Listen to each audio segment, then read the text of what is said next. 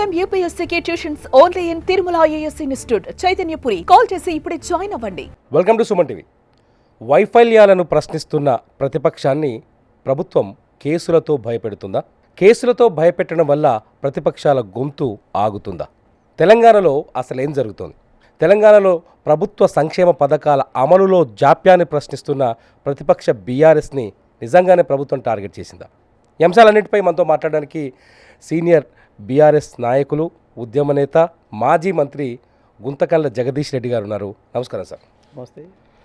నిజంగా ఈ formula case ఒకటి ఇప్పుడు కేటీఆర్ గారి పైన విచారణలో ఉంది. ఆ తర్వాత కాళేశ్వరం కేసు ఒకటి ఉంది. మీ అధినేత అట్లాగే కేసీఆర్ పైన ఆరోపణలు ఉన్నాయి. అందులో హరీష్ రావు గారి పైన ఆరోపణలు చేస్తున్నారు. ఆ తర్వాత జగదీష్ రెడ్డి గారు కూడా ఒక చర్చ జరుగుతోంది విద్యుత్ పైన. నిజమేనా? అంటే కేసులతో మిమ్మల్ని కంట్రోల్ చేయాలనుకుంటున్నారా, లేకపోతే మీరు గత ప్రభుత్వంలో తీసుకున్న నిర్ణయాలన్నింటినీ ఇప్పుడు కేసుల రూపంలో ఎదుర్కోవాల్సి వస్తుందా? ఇక్కడ కేసులకు అవకాశమే లేదు. సరే, మీరన్న రెండింటి మీదనేమో విచారణ కమిషన్లు వేసినారు. ఎలక్ట్రిసిటీ ఇష్యూస్ పైన, కాళేశ్వరం ఇష్యూ పైన. ఇప్పుడు ఈ ఫార్ములా అనేది ఇప్పుడు ముందు తీసుకొచ్చినారు సంవత్సరం తర్వాత. దీంట్లో మేము చాలా స్పష్టంగా చెప్పినాం. బహుశా నాకు తెలిసి భారతదేశ చరిత్రలో, క్రిమినల్ కేసుల చరిత్రలో ఈ ఫార్ములా అంత చెత్త కేసు ఏది లేదు అని చెప్పి నేను చాలా స్పష్టంగా చెప్పిన. అదొక లోటపీస్ కేసు అని కూడా కేటీఆర్ గారు చెప్పారు. సరే, ఈ మధ్యన ఏసీబీ ఒకసారి విచారణకు పిలిచింది. వాళ్ళ మిత్రులు, వాళ్ళ బడేబాయ్ ఈడీ కూడా విచారణకు పిలిచిండ్రు. చాలామంది మిత్రులు నాతో అన్న మాట, మీడియా మిత్రులు కావచ్చు, ఇతర మిత్రులు, కేటీఆర్ గారు లోపడిపోయేటప్పుడు ఉన్నదానికంటే బయటకు వచ్చేప్పుడు ఇంకా చాలా తేజ్గా కనిపించాడు మాకు. వీరిని వాళ్ళు ఇంట్రాగేషన్ చేసిండా, వీరే వారిని ఇంట్రాగేషన్ చేసి వచ్చిండా కేటీఆర్ గారు అని చెప్పి కొంత జోకులు కూడా వేస్తూ మీడియా మిత్రులు నాతో మాట్లాడారు. అరెస్ట్ చేయడానికి వాళ్ళు ఏమనుకుంటున్నారట అంటే, మాకు తెలిసిన విషయం, వారు కావచ్చు, వారికి బయట నుంచి సలహా ఇస్తున్న కొంతమంది పెద్దలు కావచ్చు, మీరు ఒకటేసారి జైల్లో వేస్తే ఏముంటుంది, ఇంకేముండదు, బెయిల్ వస్తుంది, వెంటనే అయిపోతుంది. కాబట్టి దీన్ని మీరు ఇట్లాగే ముంచితేనే మళ్ళీ ఇంకేదన్నా మీ వైఫల్యం వచ్చినప్పుడు దీన్ని వాడేసేసి మళ్ళీ కొద్ది రోజులు మీడియాలో మీరు స్పేస్ ఆక్యుపై చేయొచ్చు. మీరు చూడండి, ప్రతి కేసు కూడా ఎట్లా వస్తుంది అనే దానికి వాళ్ళే గడువు విధించుకున్నారు. ప్రభుత్వంలోకి రాకముందే విధించుకున్నారు. మేము వస్తున్నాం డిసెంబర్ 3న, 7న లేదా 9 నాడే మేము మీకు అన్ని 6 గ్యారెంటీలు ఇచ్చేస్తామని చెప్పినారు.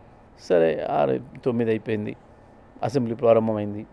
అసలు వాటి గురించి వెళ్ళి మాట్లాడే పరిస్థితి లేకుండానే అసెంబ్లీలోనే ఏ కమిషన్లు విచారణలను మొదలుపెట్టినారు. ఇక అక్కడి నుంచి ఒక నెల గడువు పెడుతూ వచ్చినారు. లేదు మేము జనవరిలో ఇచ్చేస్తాం, ఫోన్ ట్యాపింగ్ కేసు అని చెప్పి రోజు వరుసగా మీడియాలో, ప్రధాన మీడియాలో చాలా సెన్సేషన్, వాళ్ళు ముండ సెన్సేషన్, అందులో ఏమైనా సెన్సేషన్ పడింది. కొత్తగా ఏదైనా తొవి కనిపెడితే సెన్సేషన్, ఏదైనా కొలంబస్ ఒకటి కనిపెట్టిందంటే, వాస్కోడిగామా ఒకటి కనిపెట్టిందంటే, కోపెర్నికస్ ఒకటి కనిపెట్టిందంటే ఓ సెన్సేషన్ అవుతుంది. కానీ మీరు కొత్త కనిపెట్టిందే ఉంది, ఉన్నదాని మీద ఒకటి మేము కేసు పెడుతున్నాము, ఇది అది అని చెప్పి ఓ పనికి మాలిన వార్తల్ని రాసు రోజు మీడియా నిండా అది నింపుతూ వచ్చినారు. అట్లా ప్రతి సందర్భంలో ఒక హైడ్రా, ఒక మూసీ ఇష్యూ రకరకాలుగా తీసుకొస్తూ చేస్తున్నారు. మీరు అన్నది ఒకటి ఏంటంటే, పాపం వాళ్ళు పనిచేసి ప్రజల్ని ఆకట్టుకోవడం అనే దాంట్లో లేరు. ప్రతిపక్షాన్ని భయపెట్టించి, ప్రతిపక్షాన్ని నోరు మూయించి, దాని ద్వారా ప్రజల్ని కూడా భయపెట్టించి, ప్రతిపక్ష నాయకులనే కేసులు పెడుతున్నారు, లోపడేస్తున్నారు. అంటే మేమెంత అని చెప్పి ప్రజలు భయపడిపోవాలి, ప్రజలు ప్రశ్నించకుండా ఉండాలన్న ఒక భావన సాధారణంగా అందరూ ఫెయిల్యూర్ అడ్మినిస్ట్రేటర్స్ చేసే పని, నియంత్రణ చేసే పని. దానిని చివరి అస్త్రంగా తీసుకోవాల్సింది పాపం వీళ్ళ అనుభవం లేక మొదటి అస్త్రంగానే తీసుకున్నారు. వీళ్ళు పరిపాలన తెలియకపోవడం, అధికారం అంటే అదేందో మొత్తం సర్వోన్నతం మేమే అని అనుకునే ఒక మూర్ఖత్వం, ఒక అజ్ఞానం, ఒక రకంగా చెప్పాలంటే దాంట్లో నుంచి వస్తున్నాయి ఇవన్నీ కూడా. ప్రధానమైన పరిపాలకుడికి కావచ్చు, అంటే సీఎం కావచ్చు, చాలామంది మంత్రివర్గ సహచరులు కొత్తగా చేరిన వాళ్ళు ఎవరైతున్నారో వీళ్ళకి అసలు అధికారం అంటే ఏంది, దానికి ఉండే పరిధులు ఏంది, అది ఎంత పరిమితమైంది, అది ఎంత పరిమిత కాలానికి సంబంధించి మీ ఉద్దేశంలో జ్ఞానం లేకపోవడం వల్ల వస్తున్న సమస్య. అంటే మీ ఉద్దేశంలో ముఖ్యమంత్రి పదవికి కావచ్చు, లేకపోతే ప్రభుత్వానికి ఉన్న విలువ కావచ్చు రేవంత్ రెడ్డికి తెలియదు అనుకుంటున్నారు? 100% ఒక అజ్ఞానంలో ఉన్నారు. వాళ్ళు అజ్ఞానంలో ఉన్నారు, అందులో సందేహమే లేదు. దాన్ని మొత్తం మేమే, ఇక సర్వోన్నతం మేమే, ఇక మాకు ఏం చేసినా మాకు ఎదురుండదు, ఇక మేము ఎవరైనా తీసుకుపోయి జైల్లో పెట్టవచ్చు, ఎవరినైనా ఎక్కడి నుంచి నిషేధించవచ్చు, ఎవరిని ఎక్కడ పోకుండా ఆపొచ్చు అని ఒక పిచ్చి భ్రమల్లో ఉన్నారు. ఉదాహరణకు మీరు చూస్తే మేము ప్రజాస్వామికంగా మాకుండే హక్కులు, ప్రతిపక్షంగా మనం చేయాల్సిన బాధ్యత, మా విధులు, కొట్లాడే ప్రజల తరఫున నిలబడాల్సిన బాధ్యత. మేము కనీసం విజిట్ చేస్తామంటే, ఎక్కడికైనా పోతామంటే పోనీయకుండా ఆటంకాలు, పోలీసులు అనుమతులు ఇవ్వకపోవడాలు, లేదా ముందస్తు అరెస్టులు, హౌస్ అరెస్టులు. మీరు చూడండి, ఎప్పుడైనా సరే మొత్తం తెలంగాణ చరిత్ర తీయండి, సమైక్య ఆంధ్రప్రదేశ్లో చాలా ఘర్షణలు ఉన్న సమయం కూడా చాలా చోట్ల, రాయలసీమ లాంటి ప్రాంతంలో నిత్యం ఘర్షణలు ఉండే ప్రాంతం కావచ్చు, తెలంగాణలో నల్గొండ జిల్లాలో కొన్ని సెన్సిటివ్ ప్రాంతాలు కావచ్చు, ఈ ఘర్షణలు ఉండే ప్రాంతాలకు సంబంధించి కూడా గతంలో ఎన్నికలు పూర్తయి కొత్త ప్రభుత్వం వచ్చిన మొదటి సంవత్సరంలో ఇన్ని కేసులు కాలే. అది సోషల్ మీడియా పిల్లల దగ్గర నుంచి మొదలు పెడితే, మీడియా వాళ్ళ మీద మొదలు పెడితే, పిఆర్ఎస్ కార్యకర్తలపైన మొదలు పెడితే, నాయకులపై వరకు ఎన్ని కేసులు, ఎన్ని భయపెట్టేయడాలు. వాళ్ళు సృష్టించిన కొత్త సమస్యల మీద ఎవరైనా పోరాటం చేస్తే, ఎవరైనా మాట్లాడితే పాపం ఇనుగులు కొట్టడానికి పోతున్నారు హైదరాబాద్ మీద. పాపం అక్కడ వాళ్ళ మహిళలు వాళ్ళ ఇల్లు పోతుందన్న బాధతోని ఏదో ముఖ్యమంత్రిని అబ్యూస్ చేస్తున్నారు. వాళ్ళకి ఆ విషయంలో వాళ్ళ కళ పోతుంది, నేను ఇంత కష్టపడి కట్టుకున్న ఇల్లు పోతుంది, నేను ఎందులో ఉండాలి, ఇప్పుడు ఇక్కడి నుంచి పోయి రోడ్డు మీద ఎక్కడ పడాలి, మా పిల్లలు ఏం కావాలన్న బాధలో ఇందులో చాలా సమస్యలు కొత్తవి కొని తెచ్చుకుంటున్నవి. సహజంగానే ప్రభుత్వానికి కొన్ని సమస్యలు వస్తాయి, ఎవరినో వస్తాయి. కానీ ఈ ప్రభుత్వం ఎంత అపరిపక్వమైంది అని చెప్పడానికి మొదటి రోజు నుంచే సమస్యలు కొనుక్కొచ్చుకోవడం మొదలుపెట్టినారు. దట్ ఈజ్ మీడియా అని మీరు అన్నారు, వచ్చి రాగానే కేసులు పెడుతున్నారు, బెదిరిస్తున్నారు అని చెప్పేసి. గతంతో పోలిస్తే సోషల్ మీడియాకి ఎక్కువ ఫ్రీడమ్ ఉన్నట్టు కనిపించట్లేదు ఈ ప్రభుత్వంలో. సోషల్ మీడియాలో అంటే ప్రభుత్వ కాంగ్రెస్ వ్యతిరేక సోషల్ మీడియా బాగా స్పష్టంగా పనిచేస్తున్నట్టు కనిపించట్లేదా? మీరు సింపుల్ స్వేచ్ఛగా తిరుమల మీకు ఒకటే నేను సూటి ప్రశ్న ఇస్తున్నా. తెలంగాణ రాష్ట్రంలో 2023 మా ప్రభుత్వం మారే రోజుకు ముందు ఒక సంవత్సరం వెనక్కి పోండి, ప్రభుత్వ అధినేతలపైన, మంత్రులపైన ఎటువంటి దారుణమైన దాడి జరిగింది సోషల్ మీడియా వేదికగా. ఎటువంటి పదాలు ఉపయోగించారు ఒక్కొక్క మీడియా, సోషల్ మీడియా ఎంత విషం కక్కింది కేసీఆర్ గారి పైన కావచ్చు, వాళ్ళ కుటుంబం పైన కావచ్చు, మంత్రులుగా మా అందరిపైన కావచ్చు. ఇటువంటి దారుణమైన భాష తీద్దాం. ఒక సంవత్సరం వీడియోలు ఒక ఇండిపెండెంట్ ఆర్గనైజేషన్ ముందర పెట్టి ఆ సంవత్సరాన్ని మొత్తం తీసుకురండి. వాళ్ళు ఉపయోగించిన భాష ఏంది, ఆ రోజు ముఖ్యమంత్రిగా మా నాయకుడు కేసీఆర్ గారి పైన, తెలంగాణ కొరకు, రాష్ట్ర ఏర్పాటు కొరకు ఒక పార్టీని ఏర్పాటు చేసి ప్రాణాన్ని అడ్డం పెట్టి తెలంగాణ తెచ్చిన ఒక అద్భుతమైన నాయకుడి పైన వాళ్ళు చేసిన కామెంట్స్ ఏంది, వాళ్ళు చేసిన దాడి ఏంది, ఉద్యమంలో పాల్గొన్న ఇతరులందరిపైన కూడా చేసిన దాడి ఏంది, వాడిన పదజాలం ఏంది, ఇప్పుడు మాట్లాడుతుంది చూడండి, ఒక్కసారి చూడండి. స్వేచ్ఛ అప్పుడుందా, ఇప్పుడుందా? అప్పుడు ఎన్ని కేసులైనా ఇప్పుడు ఎన్ని. అంతకుముందు మా ప్రభుత్వంలో 10 ఏళ్లలో మీడియా మీద మేము పెట్టిన కేసులన్నీ ఎక్కడైనా పెడితే, ఎవరి మీద పెడితే, మీడియా హౌసెస్ మీద ప్రభుత్వమే స్వయంగా, మా ప్రభుత్వమే స్వయంగా ఒక్క కేసు అంటే ఒక్క కేసు పెట్టలేదు. ఛాలెంజ్ చేస్తున్నాను, మేము మా ప్రభుత్వమే స్వయంగా ఒకటంటే ఒక కేసు పెట్టలేదు సుమోటో. ఇవాళ ఈ ప్రభుత్వం వచ్చిన తర్వాత ఎన్ని వందల కేసులు పెట్టింది. సోషల్ మీడియా పిల్లలపైన దాడులు ఎంతమందిని కొడుతున్నారు, యూట్యూబ్ ఛానల్స్ నడుపుకుంటున్న పిల్లల్ని ఎంతమంది చంపుతామని భయపెడుతున్నారు. రేవంత్ సైన్యం పేరు మీద చూస్తున్నాం మనం. ఎక్కువ నియంత్రణ జరుగుతున్నది, ఎక్కువ ప్రభుత్వం వైపు నుంచి దాడి జరుగుతున్నది సోషల్ మీడియా మీద అనేది వాస్తవం. సోషల్ మీడియా నుంచి ఇప్పుడు ప్రధానమైన మీడియా మీద కూడా వచ్చారు కదా. నిన్న మనం చూసినాం అక్కడ ఆదిలాబాద్ జిల్లాలో, మంచిర్యాల జిల్లాలో పాపం ఒక గ్రామంలో వృద్ధుల పెన్షన్ను వాళ్ళ కొడుకులు ఇళ్ళ ట్యాక్స్ కట్టలేదు, ఇంటికి పన్ను కట్టలేదు అని చెప్పేసి అని ఆ వృద్ధుడి యొక్క పెన్షన్ నుంచి తీసుకున్నారు వీళ్ళు ప్రభుత్వం. ఆ వృద్ధులు మొత్తుకొని ఎవరో మీడియా మిత్రులు చెప్పినారు. మీడియా వెళ్ళి ఆ గ్రామంలో పరిశీలన చేస్తే 15 మంది ఆ రకంగా తీసుకున్నారని వాళ్ళు వార్త రాసినారు. దానికి నిన్న 2 మీద కేసు పెట్టి, ప్రధాన మీడియా సంబంధించిన ప్రింట్ మీడియాకి సంబంధించిన 2 రిపోర్టర్ల మీద కేసు పెట్టి లోపల పెట్టినారు. మీ ప్రభుత్వంలో బీఆర్ఎస్ గవర్నమెంట్ ఉన్నప్పుడు రైతు రుణమాఫీ విషయంలో మీకంటే మెరుగ్గా చేసామని చెప్తుంది గవర్నమెంట్. ఇప్పుడు మీకంటే తక్కువగా ఏం చేసింది అనుకుంటారు? మెరుగ్గా చేసామన్న ప్రభుత్వం ఆంక్షలు ఎందుకు పెట్టాలి? సింపుల్. నేను మంచి పని చేసినాను అనుకున్నప్పుడు నువ్వు అక్కడికి పోవద్దని నేను ఎందుకు చెప్తాను? నేను ఇంకా బాగా చెప్తావు, నువ్వు పోయి తిరిగిరాపో, తిరుమల మంచి మీ మాకి తీసుకొని పోయిరాపో, అడిగిరాపో, ప్రజలందరినీ ప్రచారం చేయి, నా మీద ఎంత బాగా చెప్తారో నా గురించి నేను ధైర్యంగా పంపుతాను కదా. నువ్వు ఆపుతున్నామంటేనే దాని అర్థం నువ్వు సరిగ్గా చేయలేదు అని 100% చెప్తాను మీకు. ఎందుకంటే ప్రభుత్వానికే నమ్మకం లేదు మేము చేసినాం అనేది. Okay, it is very clear. ఎందుకంటే చేయలేదు కాబట్టి. ఎక్కడ చేసినారు? 49,500 కోట్లు ముందు వాళ్ళు ప్రకటించింది మీకు అన్ని చోట్ల ప్రింట్ అయ్యి ఉంది, మీడియాలో కూడా, ఈ మీడియాలో కూడా వచ్చింది, ప్రతి చోట ఉంది. వాళ్ళు స్వయంగా ప్రకటించిందే ఉంది. క్యాబినెట్ కూర్చొని మొదలు అసెస్మెంట్లో మనం ఇచ్చిన హామీ మేరకు రైతులందరికీ 2 లక్షల రుణమాఫీ చేయాలంటే 49,500 కోట్ల రూపాయలు అవసరమవుతాయి అనేది ప్రభుత్వం స్పష్టంగా ప్రకటించింది. కొద్ది రోజుల్లో 2-3 రోజులైనా కుదించి 36,000 రూపాయలు తీసుకొచ్చి 36,000 కోట్లకు తెచ్చిండ్రు వాళ్ళే. ఒకటేసారి 13,500 కోట్లు కట్ చేసేసారు. ఆ నుంచి వెళ్ళి తెల్లవారి 32,000 కోట్లకు తెచ్చి అక్కడ నికరం చేసిండ్రు. 32,000 కోట్లని ప్రకటించిండ్రు.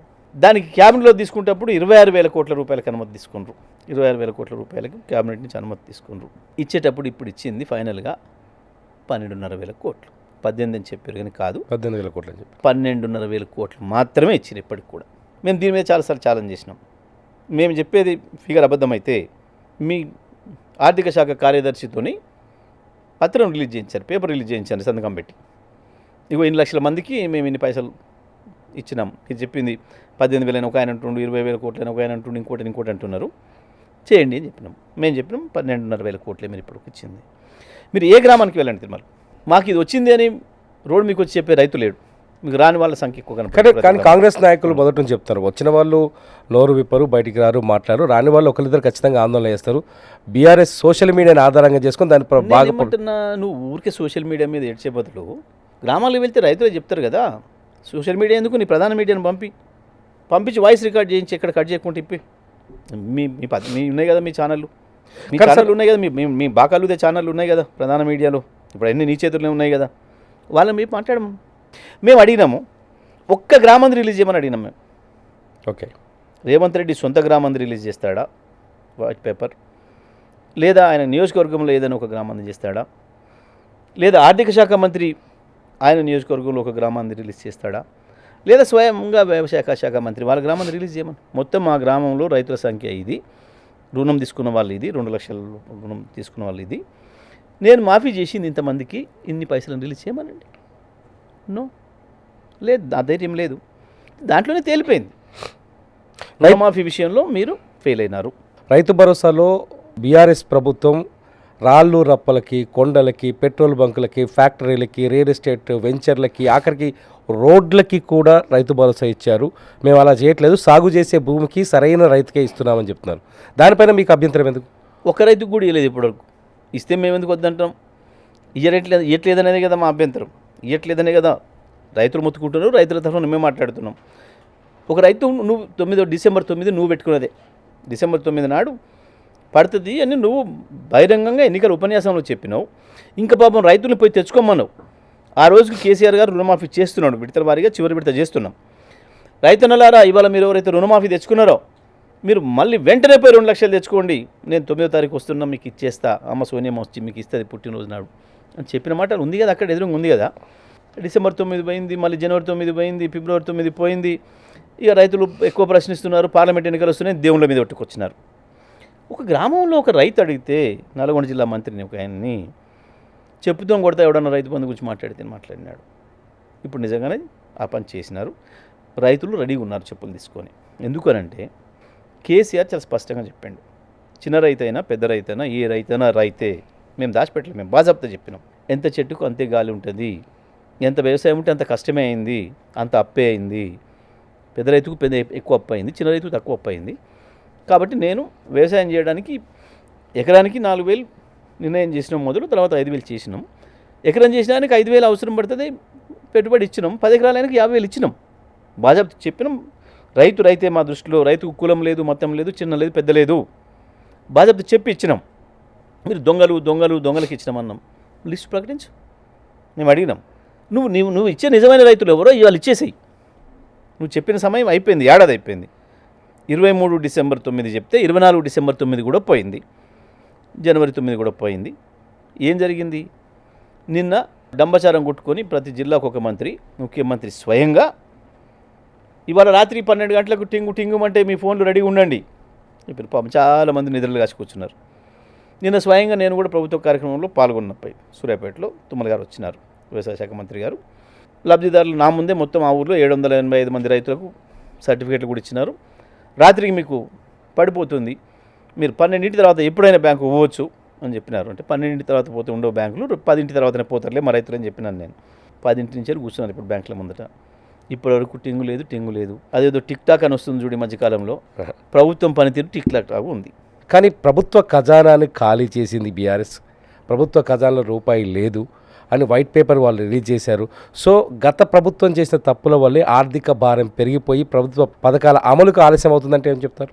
నేను కొంచెం మొరటుగానే చెప్తున్నా, చేతగానోడు పెళ్లి చేసుకున్నట్టు ఉంది. వంక ఇంకోరి మీద పెట్టడానికి ఏం తెలియలేని మాటలు. కాకపోతే ప్రభుత్వ ఖజానా ఎప్పుడు నిండా నింపి ఉండదు. నేను అన్నది అదే, వాళ్ళ అజ్ఞానము, అపరిపక్వము, వాళ్ళ పరిపాలన తెలియకపోవడం అనేది.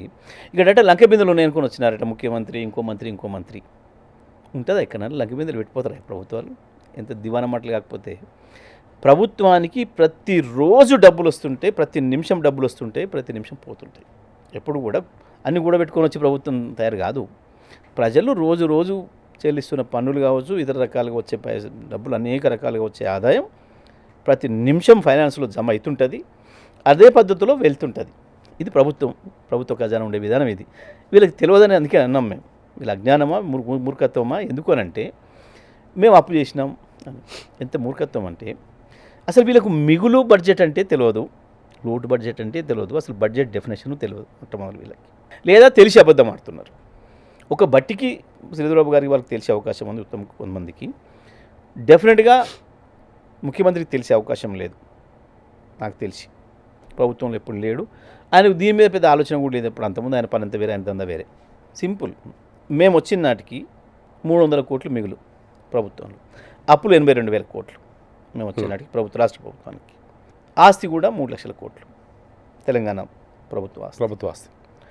మేము వచ్చిన తర్వాత 10 ఏళ్లలో అప్పులు 4 లక్షలు అయినాయి, అందులో డౌట్ లేదు. మేము నిజానే ఉత్తనే మొండి లెక్క చెప్పదలుచుకుంటే, మేము అదరగొట్టదలుచుకుంటే మీరు ఇచ్చిన అప్పే మిగిలింది అని చెప్పొచ్చు నేను. ఓకే. ఎందుకంటే బ్యాంక్ వడ్డీ తీసుకుంటే కూడా 5 ఏళ్లలో డబుల్ అవుతుంది. అదే 82,000 కోట్లు 164 అయినాయి 5 ఏళ్లకు. మళ్ళీ 5 ఏళ్లకు 328 అయినాయి, 3,28,000 అనొచ్చు నేను. కానీ నేను అనడం లేదు. కానీ మీ తెచ్చినప్పులు తీరుస్తూ కొత్త అప్పు తీసుకొని ప్రభుత్వ ఆస్తిని 15 లక్షల కోట్లు చేసినాం. ఇవాళ తెలంగాణ ప్రభుత్వ ఆస్తి 15 లక్షల కోట్లు. మీరు వచ్చి మాకు ఇచ్చినాడు 3 లక్షల కోట్లు. 3 లక్షలు. ప్రభుత్వ ఆదాయం 60,000 కోట్లు, ఉన్న అప్పు 82,000 కోట్లు, ఆస్తి 3 లక్షల కోట్లు, మిగులు 300 కోట్లు. ఇది 2014 నాడు. మేము దిగిపోయినాటికి మీకు అప్పు 4 లక్షల కోట్లు, ప్రభుత్వ ఆస్తి 15 లక్షల కోట్లు, ప్రభుత్వ ఆదాయం 2.5 లక్షల కోట్లు, మిగులు 5,000 కోట్లు, అప్పు 4 లక్షల కోట్లు. మేము చేసింది ఎక్కువ చేసిపోయినామా? దీన్ని ఇంకొకటి కూడా చెప్తాం మీకు. ప్రజల సంవత్సర ఆదాయం, సగటు సంవత్సర ఆదాయం 2014 నాడు 1,12,000.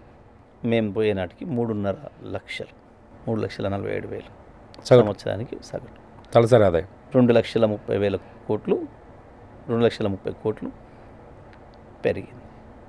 ఇది మేము చేసిపోయింది. ఇక ఇంట్లో మేము అప్పు చేసి ఇబ్బంది పెట్టిపోయినామా, అప్పు చేసి ఖరాబు చేసిపోయినామా?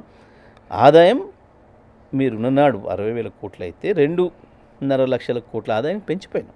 ముఖ్యమంత్రి రేవంత్ రెడ్డి అధికారంలోకి వచ్చిన నుంచి చూస్తున్నాం మనం. ప్రతి చోట, ప్రతి సభలో, ప్రతి స్పీచ్లో బీఆర్ఎస్ చేసింది స్కాములు, స్కీములు తప్ప ఏమీ లేదు అని చెప్పేసి. సో అంటే మీరు చెప్పిన ప్రతి గొప్ప పథకం కావచ్చు. రైతు బంధు అంటే రాళ్ళు రప్పలకి ఇచ్చారని చెప్పారు. రైతు భరోసా, రుణమాఫీ విషయంలో ఎప్పుడు స్పష్టత లేదని చెప్పారు. గొర్రెల పంపిణీ అంటే ఏ గొర్రె లేకుండానే బిల్లులు రాశారని చెప్పారు. ప్రతి దళిత బంధు విషయానికి వస్తే బీఆర్ఎస్ నాయకులకి దళిత బంధు ఇచ్చారని చెప్పారు. మొత్తం అంటే వాళ్ళకు అనుకూలస్తులకు, అనుకూలమైన వ్యక్తులకు పనిచేసింది తప్ప ఏది ప్రజలకు ఉపయోగపడే పని చేయలేదని చెప్తున్నారు రేవంత్ రెడ్డి గారు. ఎందుకు సమాధానం చెప్పలేకపోతున్నారు? మేము ఎందుకు చెప్పాలి సమాధానం? అసలు అది పనికి మళ్ళీ చెత్త ఆరోపణ. ప్రజలకు తెలుసు, మనకు తెలుసు, నీకు కూడా తెలుసు. నేను సింపుల్ అడుగుతాను. నేను మీకు బహుశా మీకు ఊర్లో భూమి ఉంటుంది, దానికి కరెంటు కూడా అవసరం ఉంటుంది. అవును. 2014 ముందు మీకు 24 గంటల కరెంట్ ఉందా? అసలు కరెంటుని ఎప్పుడైనా వారం రోజులు కంటిన్యూ చూసిండ్రా? మేము వచ్చినాక 24 గంటలు వచ్చిందా లేదా? వచ్చిందని అనుకుంటున్నా. వ్యవసాయ భూమి మేము ఉన్నాడు అంతకుముందు ఎంత సాగైంది, మేము వచ్చిన తర్వాత ఎంత సాగైంది? మీకు కూడా రైతు బంధు వచ్చిందా లేదా? మీరు కూడా రాళ్ళు రప్పలకు రైతు బంధు తీసుకున్నారా మా కాంచి మమ్మల్ని మోసం చేసి? తెలంగాణలో ఒక రైతు కుటుంబం మీది కూడా. ఇందులో ఏ ఒక్కటైనా అబద్ధం ఉందా? నీకు 24 గంటల కరెంట్ ఇచ్చింది నిజమే కదా? మీకున్న 18 ఎకరాల భూమి మీరు సాగు చేసింది నిజమే కదా? పూర్తిగా మేము వచ్చినాక పంట పండించింది నిజమే కదా? మీకున్న 10 ఎకరాలకు 50,000 రూపాయలు రైతు బంధు ఇచ్చింది నిజమే కదా? మీరు రాళ్ళు రప్పలకి ఏం తీసుకోలేదు కదా? మీ ఇంటికి ఏం రైతు బంధు తీసుకోలేదు కదా? మరి ఇలా రేవంత్ చెప్పింది నిజమా, నేను చెప్పింది నిజమా?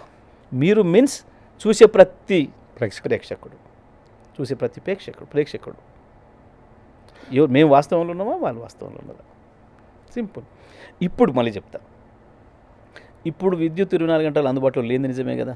రాత్రిపూట 3 HP 3 ఫేస్ వస్తలేదు కదా ఇప్పుడు కరెంట్.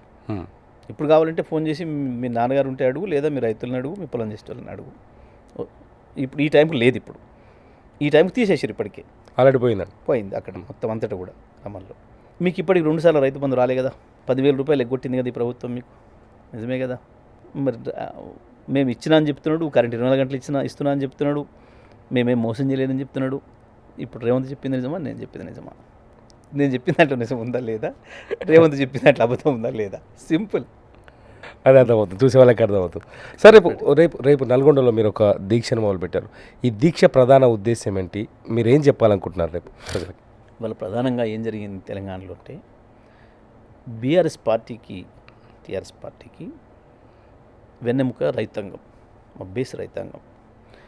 ఎందుకంటే రైతు నాశనం అయిపోయి, వ్యవసాయం నాశనం అయిపోయి, రోజుకు 2-3 రైతులు ఆత్మహత్య చేసుకుంటున్న దశలో అన్ని రంగాల్లో విఫలమై నాటి ప్రభుత్వం విద్యుత్ ఇవ్వక, నీళ్ళు ఇవ్వక, మంచినీళ్ళు ఇవ్వక, టైంకు విత్తనాలు ఇవ్వక, ఎరువులు ఇవ్వక, పండిన పంటను టైం కొనుగోలు చేయక, మద్దతు ధర లభించక రైతాంగం నాశనం అయిపోయి కృషించిపోతున్న పరిస్థితులలో తెలంగాణ రాష్ట్రం వస్తేనే దీనికి పరిష్కారం. 2 నదుల నీళ్లు మనం తీసుకోవాలంటే తెలంగాణ రాష్ట్రం తెచ్చుకోవాలని చెప్పి కేసీఆర్ గారు ఉద్యమం ప్రారంభం చేసిందే రైతు బేస్గా, వ్యవసాయం బేస్గా. ఎందుకంటే తెలంగాణ ఇప్పటికి కూడా 60-65% మంది ప్రజలు బతికేది వ్యవసాయం మీద. కాబట్టి అక్కడి నుంచి తెలంగాణ తీసుకొచ్చి తెచ్చిన తెలంగాణలో అద్భుతంగా 2 నదుల నీళ్ళని తీసుకొచ్చి 1 కోటి ఎకరాలకు పైగా సాగులోకి తీసుకొచ్చి అదనంగా ఇవాళ తెలంగాణ రాష్ట్రం పెద్దనాడు కేవలం 40 లక్షల మెట్రిక్ టన్నుల ధాన్యాన్ని పండించిన ఈ రాష్ట్రాన్ని రైతులే అన్నం లేక అన్నం రామచంద్ర అనుకుంటున్న స్థితి నుంచి, ఆకలి చావులు ఆత్మహత్యల స్థితి నుంచి 3 కోట్ల పైగా టన్నుల వరి ధాన్యాన్ని పండించి దేశానికి 1,50,00,000 టన్నుల ధాన్యాన్ని ఇచ్చి భారతదేశానికి అన్నపూర్ణగా మార్చింది కేసీఆర్. పురుగుల మందు దాగటం మానేసి పెరుగన్నందిని ఇంటి ముందట హాయిగా పడుకునే రోజుని తీసుకొచ్చిన కేసీఆర్. రైతులు కూడా అట్లనే కేసీఆర్ వింటున్నారు. అటువంటి రైతాంగాన్ని మోసం చేసి 2 లక్షల ఆశ పెట్టి, 15,000 ఆశ పెట్టి, బోనస్ ఇస్తానని చెప్పి 500 ఆశ పెట్టి రైతాంగానికి మోసం చేసి కేసీఆర్ నుంచి తల్లి పిల్లల్ని విడదీసిన పద్ధతుల్లో విడదీసి, ఒక చిన్నపిల్లల్ని కిడ్నాప్ చేయాలనుకున్నవాడు ఒక చాక్లెట్ పడేసేసేసి ఎట్లయితే మోసం చేసి వేసుకపోతాడో ఆ పద్ధతుల్లో రైతాంగాన్ని కేసీఆర్ నుంచి దూరం చేసిండ్రు. ఇవాళ ఆగం చేసిండ్రు. ఇవాళ అన్నీ పోయినాయి, ఈ పథకాలన్నీ పోయినాయి. ఒకసారి వాళ్ళు వెళ్ళిపోయి ప్రభుత్వాన్ని, కాంగ్రెస్ ప్రభుత్వం తెచ్చుకున్న తర్వాత దానికి మీలంటూళ్ళందరూ కూడా చూసి, ప్రేక్షకులందరూ కూడా సాక్షులే. ప్రతి రైతు సాక్షి. ఇవాళ 10,000 రూపాయలు ఎగ్గొట్టిండు ఇప్పటికీ రైతు బంధు పేరు మీద. ప్రతి రైతుకు ఎకరానికి 10,000 రూపాయల పైన బోనస్ ఎగ్గొట్టిండు. ఎందుకంటే ప్రతి రైతు తక్కువ 10 క్వింటాలు, 20 క్వింటాలు పండించండు. 20 నుంచి 30 క్వింటాలు పండుతున్నాయి ఇప్పుడు సాధారణంగా వ్యవసాయంలో రైతాంగానికి ఎవరికైనా సరే. ఒక ఎకరాకి తక్కువ 20 క్వింటాలు పండించిన రైతుకు కూడా 10,000 రూపాయల బోనస్ ఎగ్గొట్టిండు. ఇప్పుడు 2 పంటలకి. రైతాంగం మానసికంగా మళ్ళీ దెబ్బతిన్నారు. 2014 ముందు చంద్రబాబు కాలం నుంచి వైఎస్ కాలం వరకు, కిరణ్ కుమార్ రెడ్డి వరకు ఎట్లనైతే దుర్మార్గంగా వాళ్ళు చేసిన ప్రభుత్వాల నిర్ణయాల వల్ల రైతాంగం మానసికంగా దెబ్బతిని ఆత్మహత్యలకు పాల్పడ్డదో, మళ్ళీ ఇవాళ రేవంత్ ప్రభుత్వం వచ్చిన తర్వాత మళ్ళీ రైతు ఆత్మహత్యలు ప్రారంభమైనాయి. ఇటువంటి సందర్భంలో రైతాంగానికి ధైర్యం ఇవ్వాల్సిన అవసరం ప్రతిపక్ష పార్టీగా మాకు ఉంది. స్వచ్ఛందంగా తిరుగుబాటు సిద్ధమవుతున్న రైతాంగానికి నాయకత్వం వహించాల్సిన బాధ్యత ప్రతిపక్ష పార్టీగా మా పైన ఉంది. ఇవాళ అందుకే జిల్లాలో రైతాంగం ఒకటై ముందుకు కదులుతున్నారు. వాళ్ళకు ధైర్యం ఇవ్వడానికి, వాళ్ళకి విశ్వాసం ఇవ్వడానికి బీఆర్ఎస్ పార్టీ ఈ కార్యక్రమాలు తీసుకుంది. మళ్ళీ మనమే వస్తాం, రైతు కష్టాలు తీరుస్తాం, కేసీఆర్ గారే మళ్ళీ వస్తారో సందేహం లేదు. ధైర్యంగా ఉండండి, కొట్లాడదాం, కలిసి కొట్లాడదాం, ఈ మోసం చేసిన ప్రభుత్వం పైన యుద్ధం చేద్దామని చెప్పి ఆ ఆలోచనతోనే రేపు రైతు ధర్నా కార్యక్రమం తీసుకున్నాను. నల్గొండ జిల్లాకి మీరు 2 సార్లు మీరే మంత్రిగా ఉన్నారు, మీరే లీడ్ చేస్తూ వచ్చారు. ఈసారి నల్గొండ జిల్లాకి డబుల్ భరోసా వచ్చింది, 2 మంత్రులు ఉన్నారు. మీకంటే మెరుగైన అభివృద్ధి తీసుకొస్తామని చెప్తున్నారు. కానీ జిల్లా మంత్రులు, మీ జిల్లాలో మీ మంత్రులు కనిపిస్తున్నారు, మీకు హెలికాప్టర్లో తిరుగుతున్నారు, మీ పార్టీ నాయకులు చెప్తున్నారు. మీకంటే బెటర్గా లేదా ఈసారి డెవలప్మెంట్ ప్రోగ్రామ్స్ కానీ, కార్యక్రమాలు కానీ, లేకపోతే భరోసా ఇవ్వడంలో కానీ? ఎందుకు లేదు, చాలా బాగా ఉంది. బ్రహ్మాండంగా హెలికాప్టర్లో రోజు మంత్రులు చూసుకొని సంతోషపడుతున్నారు ప్రజలు, ఆకాశంలో చూసుకొని. మా మంత్రి గారు ఊరికి పని లేక ఊళ్ళలో తిరిగేది, ఎప్పుడు వచ్చి మమ్మల్ని ఆగొట్టేది, పొద్దున్నాక తెల్లందాక రోజు 18 గంటలు ఇక్కడ, రోజు 6 నియోజకవర్గాలు తిరిగేది. వాళ్ళు చూడు ఎంత గొప్పగా మేము ఎంత ఉన్నతంగా ఉన్నాం, మంచిగా ఎప్పుడు గాల్లోనే తిరుగుతున్నాం మా మంత్రులు, ఇప్పుడు మా నల్గొండ ప్రజలకు గాల్లో అందుబాటులోకి తిరుగుతుంది. వస్తారు, ప్రజల వేగంగా అందుబాటులోకి వస్తారు. అందుకనే వేగంగా చాలా 600 కిలోమీటర్ల వేగంతో, గాలి కంటే వేగంతో మా మంత్రులు ప్రయాణిస్తున్నారని చెప్పి మా జిల్లా ప్రజలు సంతోషపడుతున్నారు. నిజమే, కానీ ఇంకొక రకంగా బాధపడుతున్నారు. ఎందుకంటే ఇద్దరు మంత్రులు ఉండి కూడా ఒక మంత్రి చేసిన పనిలో పావులంతా చేయలేకపోతున్నారు. సంవత్సరంలో ₹1 తీసుకురాలేకపోయినరు, సంవత్సరంలో ఒక కొత్త పథకం తీసుకురాలేకపోయినరు. ఈ జిల్లాకు సంబంధించి ఏదైనా ఒక మంచి కార్యక్రమం అంటూ జరగలేదు. ఉన్న వాళ్ళ డిపార్ట్మెంట్లలో జరగలేదు, ఇంకో చోట జరగలేదు. కానీ సర్వనాశనం చేసారు, సత్యనాశనం చేసినారు. ఒకే ఒక జిల్లాలో 5.5 లక్షల బోర్వెల్స్ ఉన్న జిల్లా నల్గొండ జిల్లా. 24 గంటల విద్యుత్తో మొట్టమొదటి బాగుపడింది నల్గొండ జిల్లా. రైతు బంధుతో అత్యంత ఎక్కువ ఉపయోగపడింది నల్గొండ జిల్లాకు. రైతు బీమాతో అత్యంత ఎక్కువ ఉపయోగపడింది నల్గొండ జిల్లాకు. నల్గొండ జిల్లా అంటేనే వ్యవసాయం, నల్గొండ జిల్లా అంటేనే రైతులు. రైతుల పట్ల కేసీఆర్ చూపించిన శ్రద్ధతోని, వారు ఇచ్చిన పథకాలతోని అత్యంత ఎక్కువ లాభపడిన నల్గొండ జిల్లా 3 లక్షల మెట్రిక్ టన్నుల నుంచి 40 లక్షల మెట్రిక్ టన్నుల ధాన్యాన్ని తీసుకుపోయి ఇవాళ ఇంత దుర్మార్గంగా మిల్లర్లు దళారీల దగ్గర డబ్బులు దొబ్బి జిల్లా మంత్రి, నల్గొండ జిల్లా మంత్రి దళారులకు గొర్రెలు కషాయం అప్పచెప్పినట్టు రైతులను వదిలేస్తే దాదాపు 1000 కోట్ల రూపాయలు నష్టపోయిండు నల్గొండ జిల్లా రైతు. ఇవాళ అడ్డికి బాసారు అమ్ముకొని 1700, 1800, 1900లకు అమ్ముకొని దళారులకి. కొన్ని సందర్భాల్లో కళ్ళం అందుబాటులో ఉన్నా, కొనుగోలు కేంద్రం అందుబాటులో ఉన్న కొనుగోలు కేంద్రం పక్కనున్న రైతు కూడా తీసుకుపోయి ప్రైవేట్లో అమ్ముకున్నాడు 200 తక్కువకు. ఈ ప్రభుత్వానికి అమ్మితే మాకు పైసలు వస్తాయో రావో, కాబట్టి ప్రభుత్వం మీద ఒక విశ్వాసాన్ని పోగొట్టే పని. మీ జిల్లా మంత్రి అంటున్నారు, ప్రతిసారి మిమ్మల్ని టార్గెట్ చేసి మాట్లాడుతున్నారు. మీ మంత్రి, నేను పేరు చెప్పాల్సిన పని లేదు. కేసీఆర్ అండదండలు చూసుకొని అప్పట్లో జగదీశ్వర్ రెడ్డి బాగా సంపాదించాడు, దోచుకున్నాడు, అక్రమాలకు పాల్పడ్డాడు. ఇప్పుడు మేము చేస్తుంటే తట్టుకోలేక మా పైన మాట్లాడలేని భాషలో విమర్శలు చేస్తున్నారు. ఒకటి వాస్తవం, భాష ఒక్కసారి ఆయన తీద్దాం, నాది తీద్దాం. ఎక్కడైనా అసెంబ్లీదైనా బయటదైనా, ఇప్పుడే కాదు నా 25 ఏళ్ళ రాజకీయ చరిత్రలో నాది తీయండి, ఒక్క భాషలో ఒక పదం ఏమైనా తేడా ఉన్నట్టు, అసభ్యంగా ఉన్నట్టు వాళ్ళది తీయండి, ప్రజల ముందు పెడదాం, దేనికి ఒప్పుకుంటారు. భాష విషయం వదిలేయండి. అసలు సోయి లేకుండా స్పృహ లేకుండా ఉంటున్నారు ఎప్పుడు చూసినా కూడా. ఏడాది కాలంగా మంత్రిగా ఎవరిని ప్రశ్నిద్దామని ఏదన్నా ఓ విజ్ఞాపన పత్రం ఇద్దామని పోతే కూడా ఎప్పుడు స్పృహలో ఉండటం లేదు. ఆ మంత్రి గురించి పెద్ద ఎక్కువ మాట్లాడే పని లేదు. కానీ నేను ఏమంటున్నానంటే, ఇంకా సంపాదన ఎస్, నల్గొండ జిల్లాను అద్భుతంగా తయారు చేసిన, ఇవాళ రాష్ట్రంలో అత్యంత ధనిక జిల్లాగా చేసిన వ్యవసాయ రంగంలో మీలాగా మిల్లర్ల దగ్గర డబ్బులు దొబ్బి నా రైతాంగాన్ని కషాయాలకు అప్పచెప్పినట్టు అప్పచెప్పలేదు. నా రైతాంగాన్ని ధనవంతులు చేసిన నా జిల్లాలో నాకు వచ్చిన అవకాశాన్ని సద్వినియోగం చేసుకుని, నాకు వ్యక్తిగతంగా మాట్లాడడం ఎప్పుడు ఇష్టం ఉండదు. ఈ వ్యక్తిగత ఆస్తులు వీటి గురించి మాట్లాడడం కూడా నాకు ఇష్టం ఉండదు. నేను ఎన్నడూ మాట్లాడాను, నాకు అట్లాంటి మంచిగా అనిపించవు కూడా. నేను మంత్రిగా ఉన్న 10 ఏళ్ళు ఎంత వాగినా కూడా నేను పట్టించుకోవాలి. వీళ్ళ పేరు కూడా నేను ఎన్నడూ తీసుకోవాలి. ఒకసారి మీరు చూడండి, నేను మంత్రిగా ఉన్న 10 ఏళ్ళు ఎన్ని చెత్తబావులు వాగుతూనే ఉన్నారు, అప్పటి నుంచి తీసుకోలేదు. ఇవాళ వాళ్ళు మంత్రి స్థానంలోకి వచ్చినారు, కానీ ఇవాళ కూడా ఆ చెత్తబావుడు వాగుతున్నప్పుడు నేను సరైన పద్ధతిలో సమాధానం చెప్పాలి కాబట్టి చెప్తా ఉన్నాను. చేతనైతే విచారణ చేసుకోమని చెప్పిన. మీకు ఆ దమ్ముందా? తీద్దామా? మీ ఆస్తులేంది రాజకీయాలకు రాకముందు మీరేంది? మీరు చదువుకునే నాడు మీ బతికేంది? మీరేంది? నేనేంది? నాకు ఇష్టం లేదు, నాకు వ్యక్తిగతంగా పెద్ద చెప్పుకోవడం. నేను పుట్టి పెరిగిన నాయుడు లేనిది మీరు లేనిది ఒకసారి చూద్దాం ఇక అనుకుంటే ఇట్లా. కానీ నాకు వద్దు, నేను ఎటువంటి వ్యక్తిగతంగా భేషజాలకు పోను, నేనేందో పెద్ద నేను గొప్ప అని చెప్పుకొని నాకు అవసరం లేదు. కానీ ఈ చిల్లర వాగుడు వాగొద్దు అని నేను చెప్పేది. ఎక్కడ జిల్లాలో మొత్తం ఎంటైర్ నల్గొండ జిల్లాలో, ఉమ్మడి నల్గొండ జిల్లాలో 10 ఏళ్లలో మంత్రి గారు ఇది మిస్టేక్ చేసిండు, మిస్టేక్ అనేది తప్పు నేరం కాదు, ఒక మిస్టేక్ చేసిండు అనేది కూడా తీసుకొచ్చి చూపిస్తారా?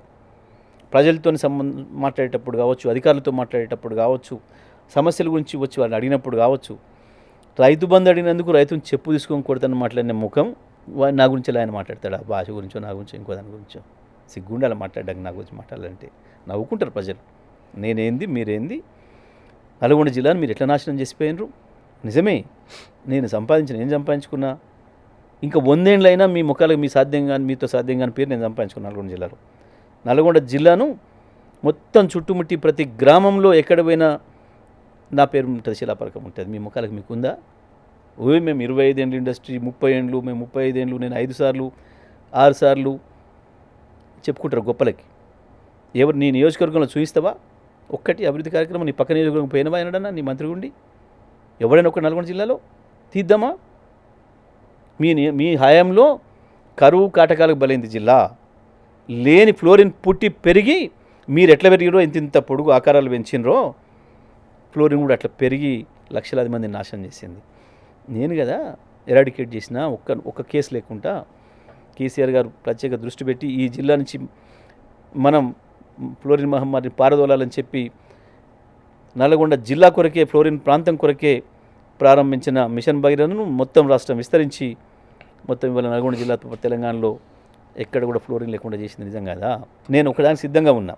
అభివృద్ధి విషయంలో మొన్న మాట్లాడితే చెప్పిన ఛాలెంజ్ చేసిన, నీ జీవితకాలం సరిపోదు నా శిలాఫలకాలు లెక్క పెట్టడానికి, నా ప్రారంభోత్సవాలు నా ఫౌండేషన్లు లెక్క పెట్టడానికి నీ జీవితకాలం సరిపోదు వెంకరెడ్డి అని చెప్పిన. నేను చలో రాదు సిద్ధం, నేను పోదాం, ఇవాళ పోదాం.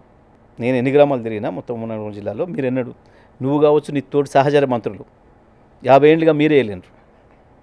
ఏమైనా ఆకారాలు పెరిగినాయి, అహంకారాలు పెరిగినాయి, మీ ఆస్తులు పెరిగినాయి తప్ప నల్గొండ జిల్లా రైతాంగం నాశనమైంది. మీ ముఖానికి మెడికల్ కాలేజ్ తెస్తే నల్గొండకు అని చెప్పి 3 సార్లు చెప్పి నమ్మించి ప్రజలను మోసం చేసినావు. మేము కదా తెచ్చింది.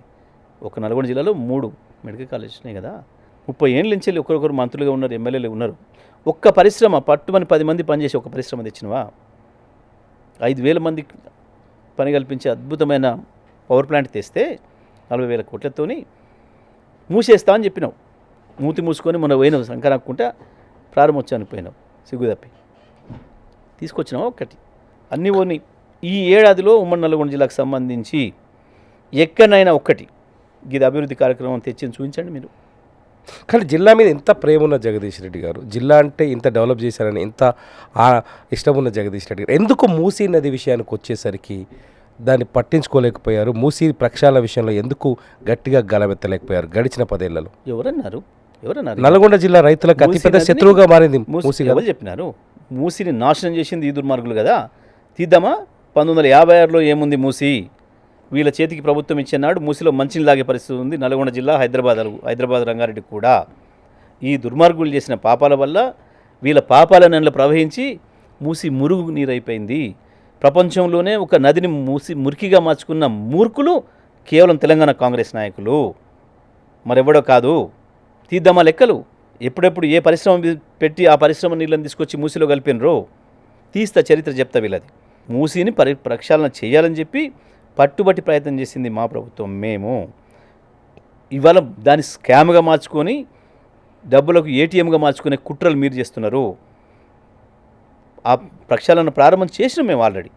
ఇవాళ నేను ఛాలెంజ్ చేస్తున్నా, 16,500 కోట్లతోని మూసీ ప్రక్షాళనకు మేము ప్రారంభం చేసినాం, ప్రణాళికలు చేసినాం, ట్రీట్మెంట్ ప్లాంట్ చేసిన మొదలుపెట్టినాం, శంకుస్థాపనలు చేసినాం, 4 ప్రారంభం చేసినాం, మిగతా 28 రెడీగా ఉన్నాయి, పూర్తి చేసి చేయాలి. కానీ దాన్ని పక్కన పెట్టి ఇటిండ్లు కూలగొట్టి అటిండ్లు కూలగొట్టి వేలాది మంది లక్షలాది మంది ప్రజలు ఇండ్లు లేకుండా చేసి రియల్ ఎస్టేట్లకు అమ్ముకోవడానికి ఒక దొంగ డ్రామా పెట్టి మూసీ నాశనం అయింది అంటే కారకులు మీరు, ఆ పాపం మీది. మూసీని మేం ప్రక్షాళన ప్రారంభం చేసినాం. ఇంత ఆలస్యమైంది. 10 ఏళ్ల ప్రభుత్వంలో కేసీఆర్ గారు 10 ఏళ్ల పరిపాలనలో గత బీఆర్ఎస్ ప్రభుత్వంలో మొట్టమొదటి శత్రువు, మొట్టమొదటి బాధిత ప్రాంతం నల్గొండ ప్రాంతం, మంచినీటి కావచ్చు, ఫ్లోరిన్ కావచ్చు. ఎందుకు ఇంత ఆలస్యం జరిగిందని మీరు కన్ఫ్యూజ్ అవుతున్నారు. ఇక్కడ మీరు కన్ఫ్యూజ్ అవుతున్నారు. ఎందుకంటే మొట్టమొదటి దాని మీదనే దృష్టి పెట్టినాం. మూసీ నీళ్ళు తాగి అక్కర లేకుండా ప్రతి ఇంటికి మంచినీళ్ళు ఇచ్చినాం. ఒక్క ఫ్లోరిన్ కేసు నమోదు కాకుండా చేసినాం. నల్గొండ జిల్లాలో ఇంటింటికి నీళ్ళు ఇచ్చినాం. దాని మీదనే దృష్టి పెట్టుకొని మొట్టమొదటగా మేము చేసిన పనే అది. మూసీ ప్రక్షాళన అనేది అయితే ఉందో దానికి కావలసిన పని కూడా 10 ఏళ్ల కిందనే ప్రారంభించినాం. ఏ పారిశ్రామిక వాడల నుంచి అయితే వచ్చి కలుషితం అవుతుందో మూసీ, ఆ పారిశ్రామిక వాడల్ని తరలించే కార్యక్రమం చేసినాం. మూసీ పరివాహక నుంచి బయటికి తీసుకుపోయే కార్యక్రమం ప్రారంభం చేసినాం. వాస్తవానికి మూసీకి వచ్చిన సమస్య ఎక్కడి నుంచి? ఒకటి హైదరాబాద్ సివరేజ్. ఇంకోటి కూడా చెప్తాను నీకు, ఇంకో మాట. అందరికంటే ఎక్కువ దారుణంగా దెబ్బతిన్నది మేము సూర్యాపేట ప్రజలం. వీళ్ళు చేసిన పాపం వల్ల, వీళ్ళు మూసిని మురికి కూపంగా చేసిన దానివల్ల అత్యంత ఎక్కువ ఘోరమైన హింసకు గురైంది మేము నల్గొండ సూర్యాపేట జిల్లా ప్రజలం, సూర్యాపేట పట్టణ ప్రజలం. సూర్యాపేట పట్టణానికి సంబంధించిన మంచినీళ్ళు 30 సంవత్సరాల నుంచి హైదరాబాద్ మూసి మురికి నీళ్లను మేము మంచిగా తాగినాం. ఈ హైదరాబాద్ మూసి ప్రవహించేది ఏదైతే వస్తుందో మా మూసి ప్రాజెక్టుకి వస్తే అక్కడి నుంచి వెళ్ళి దాంట్లో నుంచి వెళ్ళే మా సూర్యాపేట మంచినీళ్ళు వాసన వస్తుంటే కూడా కిరసనాయిలాగా కనబడుతుంటే కూడా తాగిన మా ప్రజలు తప్పని పరిస్థితుల్లో. అసలు తెలంగాణలో కాదు మొత్తం ఆంధ్రప్రదేశ్లో నాకు తెలిసి మొట్టమొదటి నీటి శుద్ధి కంపెనీ వాటర్ ప్లాంట్ అనేది పెట్టబడింది సూర్యాపేటలో 1980 కంటే ముందే. నీళ్ళని కొనుక్కునే దుస్థితి మాకే ఉండే. ఒక మిత్రుడు ఉంటాడు, జలసాధన సమితిని పెట్టి కొట్లాడినండు సత్యనారాయణ గారు అని చెప్పి. వారు చాలా ఉపన్యాసాలు చెప్పేది, ప్రపంచంలో ఎక్కడ ఉండదు ఈ దుర్మార్గము, ఒక పట్టణ ప్రజల యొక్క పాయకాన నీళ్లను ఇంకో ప్రజలకు ఇంకో పట్టణానికి మంచినీళ్ళుగా ఇచ్చే దుర్మార్గం ఒక్క తెలంగాణలో జరుగుతుంది, అది మా సూర్యాపేటకి పట్టింది ఆ శని అని చెప్పి అనేక సందర్భాల్లో చెప్పాను. నేను మొట్టమొదటి దాని మీద దృష్టి పెట్టి ఇక మూసి నీళ్ళు తాగి అక్కడ లేకుండా చెయ్యాలని చెప్పి ఇమ్మీడియట్గా భగీరథను తీసుకొచ్చి సూర్యాపేట పట్టణ ప్రజలకి దీని నుంచి విముక్తి కల్పించినాం. దాంతోపాటు మొత్తం ఉమ్మడి నల్గొండ జిల్లాకు కూడా భగీరథ ప్రారంభమైందే కేవలం ఈ మూసి మురికి కంపు నుంచి, వీళ్ళు పెట్టిపోయిన ఫ్లోరిన్ మహమ్మారి నుంచి జిల్లా ప్రజలు కాపాడుకోవడం కొరకు మొట్టమొదటి ప్రారంభం చేసింది అక్కడ. కేసీఆర్ గారు వచ్చి ఫౌండేషన్ వేసింది కూడా అక్కడనే. మొట్టమొదటి దానిపైన దృష్టి పెట్టి మేము చేసినాం. ఫ్లోరిన్ పారదోలినాం, ఈ మూసి మురికి నీళ్ళ పీడను వదిలించినాం. మూసిని శాశ్వతంగా రెజ్యునేట్ చేయడం కొరకే మేము ఇక్కడ మొదలు ఈ పారిశ్రామిక వాడలను తరలించే కార్యక్రమం ఒకవైపు, అన్నిటికీ మించి ప్రపంచంలో ఎక్కడ లేని విధంగా ఒక నగరంలో నుంచి వస్తున్న మురుగు నీరు ఎంత అనేది లెక్క చేసి హైదరాబాదులో 1800 MLD మురికి నీరు ప్రతిరోజు వస్తుంది. 2000 MLD మురికి నీళ్లను శుభ్రం చేయగలిగిన ప్లాంట్లను పెట్టాలి అని చెప్పి కేసీఆర్ గారు ఏదైతే ప్రతిపాదన పెట్టిండ్రో దాన్ని ఇమ్మీడియట్గా ముఖ్యమంత్రి గారు ఆమోదించి క్యాబినెట్లో ఆమోదించి దానికి డబ్బులు శాంక్షన్ చేసి 3,500 కోట్లు, మొత్తం 32 ప్లాంట్లకు కేటీఆర్ గారు శంకుస్థాపన చేసిండు. 4 ప్లాంట్లు పూర్తి చేసినాం. ఇవాళ శుద్ధి జరిగిన నీళ్ళు అందులోకి వస్తున్నాయి. మిగతా 28 కూడా సిద్ధంగా ఉన్నాయి. మిగతా చిన్న చిన్న పనులు పూర్తి చేస్తే ఈ పాటికే మూసి మురికి నీళ్ళ నుంచి బయటపడి కాస్త తేటుకున్న నీళ్ళు వచ్చేది. మిగతాది ఏదైతే ఉందో పక్కన గోడలు కట్టడం కానీ, యువతలకు అవతల బ్రిడ్జ్లు కట్టడం కానీ, పైన ఎక్స్ప్రెస్ హైవే కానీ వేసి మూసిని అద్భుతమైన ప్రాజెక్టుగా తీర్చిదిద్దడానికి 16,500 కోట్లను అనుమతులు ఇచ్చినాం. క్యాబినెట్లో పనులు ప్రారంభించినాం. ఇవన్నీ జరిగిన తర్వాత ఇవాళ వచ్చి దుర్మార్గంగా ఒక కుట్రకు తెరదీసి చంద్రబాబు నాయుడు నువ్వు కలిసి దీన్ని ఎట్లా ఏటీఎంగా మార్చుకోవాలి, ప్రజల సమస్యను వాళ్ళకు అనుకూలంగా డబ్బులు సంపాదించుకోవడానికి కావాల్సిన ఏటీఎంగా మార్చుకోవడం కొరకు పైన అధిష్టానము నువ్వు నీ నాయకుని బావ మీరంతా కలిసి ఒక కుట్ర చేసేసి దాన్ని వాడుకోవడం కొరకు ఒక దుర్మార్గమైన పద్ధతుల్లో ప్రణాళిక చేసి 15-20 వేల ఇండ్లు కూలగొట్టి దాని స్థానంలో రియల్ ఎస్టేట్ వాళ్ళని తీసుకొచ్చి నాశనం చేసే ప్రక్రియ మీరు కుట్ర చేస్తున్నారు. మూసిని ప్రక్షాళన ప్రారంభించింది మేము ఇవాళ ఛాలెంజ్ చేస్తున్నాం. అదే కేటీఆర్ గారి నాయకత్వంలో పురపాలక శాఖ మంత్రి వారు ఏదైతే ప్రారంభం చేసినరో అదే 16,500 కోట్లలో మేము పూర్తి చేస్తే మాకు ఏమని ఛాలెంజ్ చేసినాం. ఓకే, అదే 16,500 కోట్లలో కేవలం 2 సంవత్సరాల కాలంలో మూసిని అద్భుతంగా రెజ్యునేట్ చేస్తాం. ఎక్స్ప్రెస్ హైవే కూడా నిర్మాణం చేస్తాం. ఇటు అటు ప్రజలకు రాకపోకలు కావాల్సిన 15 బ్రిడ్జిలు కూడా నిర్మాణం చేస్తాం. వరద వస్తే కూడా ఇబ్బంది లేకుండా 2 వైపులా వాల్స్ కూడా నిర్మాణం చేసి హైదరాబాద్ ప్రజలకు రక్షణ కల్పిస్తాం. మేము చేస్తామని చెప్పి ఛాలెంజ్ చేసినాం. దానికి మాట్లాడలేవాడు కూడా. ఎందుకు రెస్పాండ్ గారు చెప్పిండు కేటీఆర్ నేను సిద్ధంగా ఉన్నా అని, ఎందుకు రెస్పాండ్ కావట్లేరు? చలో ఇవ్వు, నీకు దమ్ముంటే ఎందుకు మాట్లాడతలేవు? అసలు సమాధానం చెప్పలేదు దానికి. ఎందుకు చెప్పలేవు? నువ్వు ఎందుకు చెప్పావు? వాస్తవం ఉంది కాబట్టి మేము మాట్లాడిన దాంట్లో నిలబడే దమ్ము లేదు నీకు, ప్రజల ముందు చర్చకు వచ్చే దమ్ము లేదు. అది వాస్తవం. ట్రిపుల్ అలైన్మెంట్ని ఫిక్స్ చేసింది బీఆర్ఎస్ గవర్నమెంట్లో. అలైన్మెంట్ని మార్చకుండా దాని పనులు ఎంతో కొంత స్టార్ట్ అయింది బీఆర్ఎస్ గవర్నమెంట్లో. ఎందుకు ఇప్పుడు R చుట్టూ నల్గొండ జిల్లాలో ఈ ఆందోళనలు, ధర్నాలు, రైతుల్ని బీఆర్ఎస్ రెచ్చగొడుతోంది అని అధికార పక్షం చాలా స్పష్టంగా చెప్తుంది. ఎందుకు ఇప్పుడు అలైన్మెంట్ మార్చాలని డిమాండ్ తెరపైకి వచ్చింది? వాస్తవానికి ఒక కొద్ది ప్రాంతంలో ఉన్న ఆ రైతులు భువనగిరి పట్టణానికి సంబంధించిన ఇప్పుడు ఆ అలైన్మెంట్ జరిగిన నాటుకున్న పరిస్థితులు వేరు. ఇవాళ అవి ప్లాట్లు అయినాయి, పట్టణం వాడికి ఎక్స్టెండ్ అయింది. ఎందుకు జరిగింది అని అంటే మేము ఎప్పుడైతే కలెక్టరేట్ కట్టి అక్కడ యాదాద్రి డెవలప్ అయిందో ఆ ప్రాంతంలో కూడా ధరలు పెరిగినాయి. ఆ ప్రాంతం వరకు ఇప్పుడు పట్టణాలు ఎక్స్టెండ్ అయినాయి. ఇక్కడ చౌటుప్పల్లో కావచ్చు, ఇక్కడ కావచ్చు. వాళ్ళు కోల్పోతున్న వాళ్ళు ఏమైందంటే అప్పుడే కొద్దిమంది ఉండేది, ఇప్పుడు పెరిగిపోయినారు. ఎందుకంటే చిన్న చిన్న ప్లాట్లు కొనుక్కున్నారు వాళ్ళు. ఇవాళ నేను కొనుక్కున్న ఒక 200 గజాల ప్లాట్ కొనుక్కున్నా, ఇప్పుడు నాది పోతే నాకు అన్ని పైసలు రావు, నాకు ఇబ్బంది అవుతుంది, నేను నష్టపోతున్నా అనేది వాళ్ళలో భావన వచ్చింది. దాని కొరకు ఇవాళ వాళ్ళు కొట్లాడుతున్నారు. ఇవాళ ప్రభుత్వం మార్చుకోవచ్చు. ఇప్పుడు మేము చేసిన అన్ని ఉన్నదంటే ఏం చేస్తలేరు కదా, మేము మార్చేస్తున్నాం అని చెప్పేసి బంద్ చేస్తున్నారు కదా. ఇవాళ అలైన్మెంట్ మార్చుకోవచ్చు, అవతలు తీసుకుపోవచ్చు. ఇంకో 3 కిలోమీటర్ల 4 కిలోమీటర్లు అవతలు తీసుకపోతే ఇంకో 100-200 కోట్లు 500 కోట్లు ఎక్కువ అయితే ఉండొచ్చేమో పైనుంచి వెళ్ళిపోతే. కానీ ఇక్కడ రైతులు మేము ఇప్పుడు నష్టపోతున్నాం, మేము ఈ రకంగా మేము ప్లాట్ల ఓనర్లమైనాం, చిన్న చిన్న ప్లాట్లు ఉన్నాయి మాకు అని చెప్పి అడుగుతున్నారు. ఓకే. అడిగినప్పుడు ప్రభుత్వం చేతిలో ఉంటుంది, మార్చేయచ్చు, పెద్ద ఇష్యూ ఏముంది, దానికి పెద్ద సమస్య కాదు అలైన్మెంట్ మార్చడం అనేది. ఎందుకంటే వీళ్ళిద్దరు ఒకటే కదా, కేంద్ర ప్రభుత్వం అనుమతి కావాలి దానికి. ఓకే, బడే బాయ్ చోటే బాయ్ ఇద్దరు ఒకటేనా? ఒక్క మాట అడిగితే చోటే బాయ్ అడిగితే అంటే చేసేస్తాడు బడే బాయ్. ఎందుకు మొదటి నుంచి చూస్తాను ఈ ఇంటర్వ్యూ మొత్తంలో బడే బాయ్ చోటే బాయ్ అంటే రేవంత్ రెడ్డి బీజేపీకి దగ్గరగా ఉండాలనుకుంటున్నారా, లేకపోతే మోదీ చెప్పినట్టు రేవంత్ రెడ్డి పనిచేస్తారు, రాహుల్ చెప్పినట్టు పనిచేస్తారు అనుకుంటారు? ఎట్టి పరిస్థితుల్లో ఆయన రాహుల్ మనిషి కాడు, కాంగ్రెస్లో ఉన్న బీజేపీ మనిషి, మోడీ మనిషి. వాస్తవానికి ఇక్కడ ఉన్న కాంగ్రెస్ బీజేపీలు మోడీకి ఏ టీం బీ టీం అంతే తప్ప ఇంకోటి కాదు. It's very clear. అనేక విషయాల్లో చూస్తున్నాం మనం, అనేక విషయాలలో. ఓకే. రాహుల్ గాంధీ చెప్పిన చాలా సందర్భాల్లో పాటించడం లేదైనా, మోడీ చెప్పినే పాటిస్తున్నాడు. అదాని రాహుల్ శత్రువు, మోడీకి మిత్రుడు, రేవంత్ రెడ్డికి మిత్రుడు. ఓకే. వాస్తవానికి రాహుల్కి శత్రువైనడు రేవంత్కి ఎట్లా మిత్రుడు అవుతాడు? కాకూడదు కదా, స్పష్టం కనబడుతుంది. బడేబాయ్ చెప్పిండు కాబట్టి చోటబాయ్ అమలు చేస్తున్నాడు, దాంట్లో దాపరికం ఏముంది? ఇవాళ సింపుల్ చెప్తే ఇంకో మాట కూడా, మేము లోన్స్ తీసుకొచ్చినప్పుడు కార్పొరేషన్ లోన్స్ ఏవి కూడా ఎఫ్ఆర్బిఎం పరిధిలోకి రావు. ఓకే. కానీ మేము పవర్ ఫైనాన్స్ కార్పొరేషన్ నుంచి తీసుకొచ్చిన యాదాద్రి పవర్ ప్లాంట్కి తెచ్చిన వాటిని కూడా ఎఫ్ఆర్బిఎం పరిమితిలోకి తేవాలి మీరు, అట్లయితేనే ఇవాళ అమౌంట్ రిలీజ్ చేస్తారు, లేకపోతే చేయని అని చెప్పి దాని మీద కూడా ప్రెజర్ పెట్టేసి ఆపేసింది కేంద్ర ప్రభుత్వం.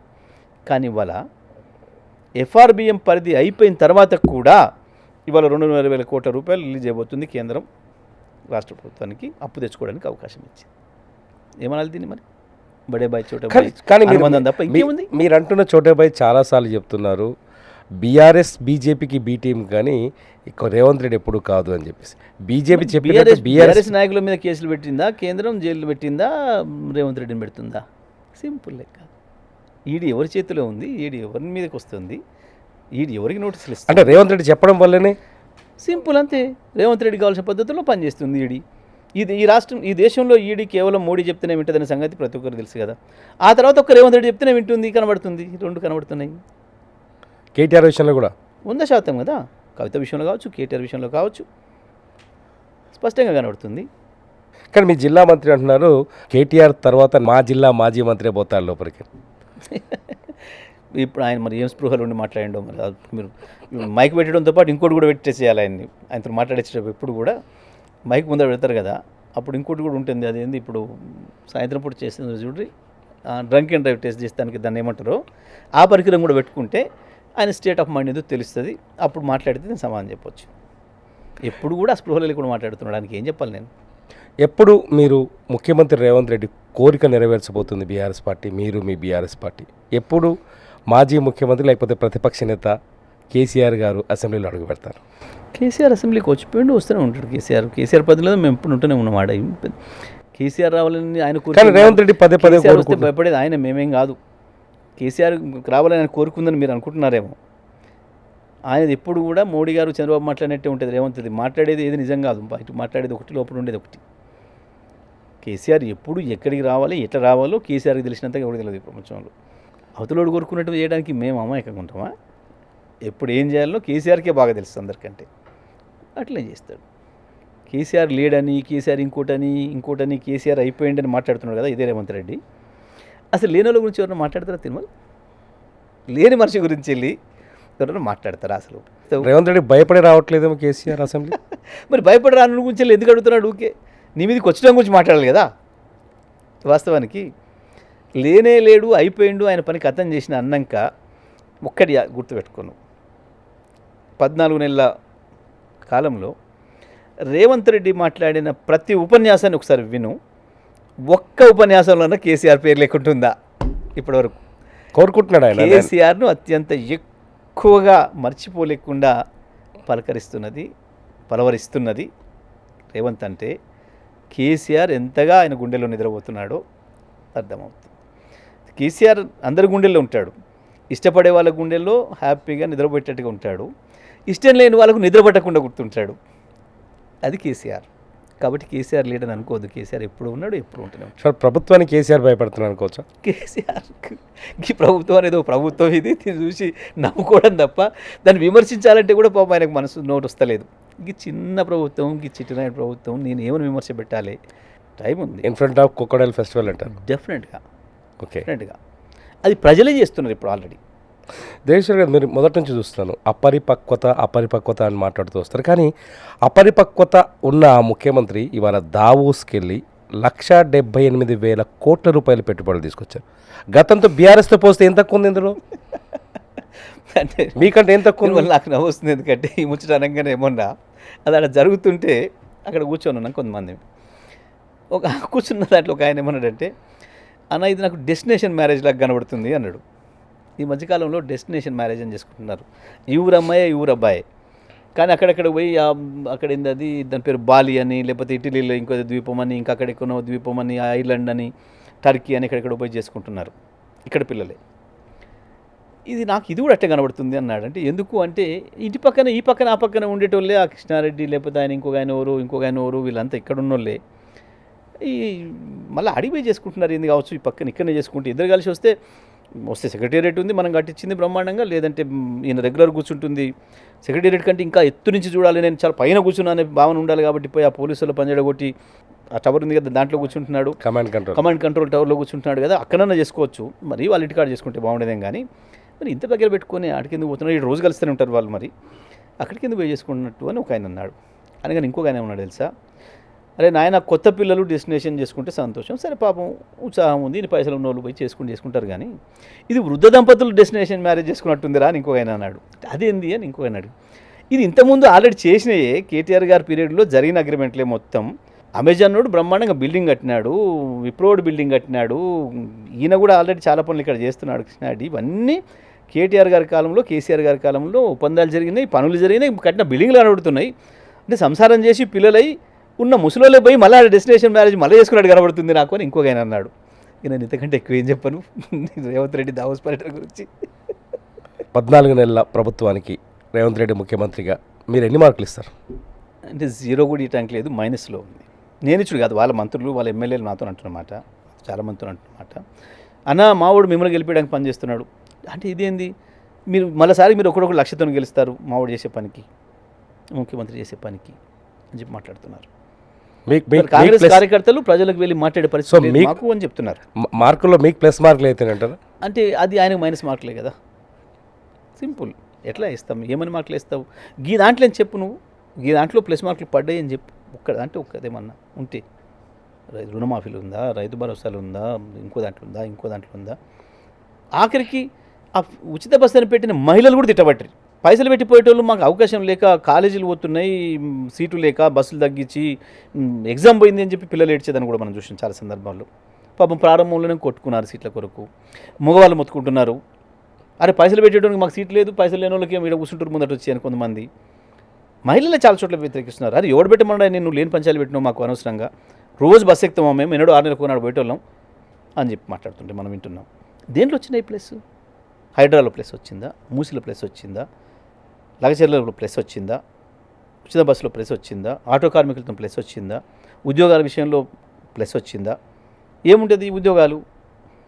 2 లక్షల ఉద్యోగాలు ఏడాదిలని చెప్తివి, ఒక్క ఉద్యోగం ఇవ్వద్దు, మేము ఇచ్చిన 50,000 సర్టిఫికెట్లు ఇచ్చినావు, తెలియదా ప్రజలకి? ఇప్పుడు నేను మాట్లాడితే ఎట్లుంటుందంటే, పల్లెటూరు, నేను కొంచెం ఎక్కువ ఊళ్ళలో ఉంటాయి కాబట్టి నాకు గ్రామీణ రైతుల భాష, గ్రామీణ ప్రజల భాష నాకు బాగా, వాళ్ళ సామెతలు, మీ భాష చాలా స్ట్రాంగ్గా ఉంది అంటున్నారు. మరి వాళ్ళు మాట్లాడేది నాకు వస్తుంటుంది సహజంగా. వాళ్ళు చెప్పే ఉదాహరణలు చెప్తే, ఇప్పుడు నేను చెప్పినవి కూడా ఎవరు మాట్లాడుతుంటే విని చెప్పిన నా సొంత కవిత్వాలు కావు, నేనేం కవిని కాను. వాళ్ళన్న మాట, ఈ ఉద్యోగాలు అప్పుడే ఇచ్చిన అంటే, అరే వీడు నోటిఫికేషన్ లేదు, ఇంటర్వ్యూ లేవు, ఏది లేదు, అప్పుడే నేను ఇచ్చినానంటే ఎట్లా ఇది అని మాట్లాడుకుంటుంటే ఒక ఆయన అన్నాడు, ఏ గమ్మత్ చెప్తారు మీరు, పెళ్ళైన నెలకే పిల్లలు అయితే అరేవడనా అన్నాడు ఆయన. పెళ్ళైన పిల్లలకి నెలకి పిల్లలు అయితే అరే, ఆడు ముందు రెడీ చేసి పెట్టిండా, ఆ నీడు ఎత్తుకొచ్చుకొని ఇప్పుడు నా కొడుకు అంటే ఏంది, ఇట్లా మాట్లాడుతారు. ఉండాలి కదా కొంచెం అన్నా, ఇచ్చిండ్రా. ఇంకా అశోక్ నగర్కి ఎందుకు భయపడుతున్నావు? అశోక్ నగర్ పర్మనెంట్గా 144 ఎందుకు పెట్టినావు? నీకు ఇష్టమైన ప్లేసు, మీ రాజీవ్ గాంధీ వచ్చి మెట్ల మీద కూర్చొని ఛాయ్ తాగిన ప్లేసు, రాహుల్ గాంధీ, ఎందుకు నిషేధం పెట్టినావు ఇప్పుడు అక్కడ? నిషేధం వాళ్ళని చూస్తే ఎందుకు భయపడుతున్నావు? పాపం కోచింగ్ సెంటర్లో అంతా ఎందుకు శత్రువులు అయిపోయారు ఇవాళ, ఏడాది ముందే ఇక్కడే ఇస్తావు ప్లస్ మార్కులు, నువ్వేమో నీవు వెళ్తావా? గ్యారంటీ ఇవ్వలేరు ప్రతిపక్ష నాయకుడు కాబట్టి. మీ ఊళ్ళో పొలం గురించోని, రైతు బంధు విషయంలోని, మంచినీళ్ళ విషయంలో ఏమైనా ఇస్తావా నువ్వైనా? కరెంట్ విషయంలో కేసీఆర్ ఇచ్చిన కరెంట్ ఇవ్వలేకపోతే, కేసీఆర్ ఇచ్చిన మంచినీళ్ళు ఇవ్వలేకపోతే, కేసీఆర్ ఇచ్చిన తాగునీళ్ళు ఇవ్వలేకపోతే, కేసీఆర్ తయారు చేసి పెట్టిపోయిన రైతు బంధు ఇవ్వలేకపోతే. Thank you so much Jagadish Reddy గారు, మా స్టూడియోకి వచ్చి ఈ సమయాన్ని వెచ్చించి మాతో మాట్లాడినందుకు థ్యాంక్ యూ. మంచి విషయాలను ప్రజలకు చేరవేయడానికి నాకు అవకాశం ఇచ్చినందుకు ధన్యవాదాలు. Thank you sir.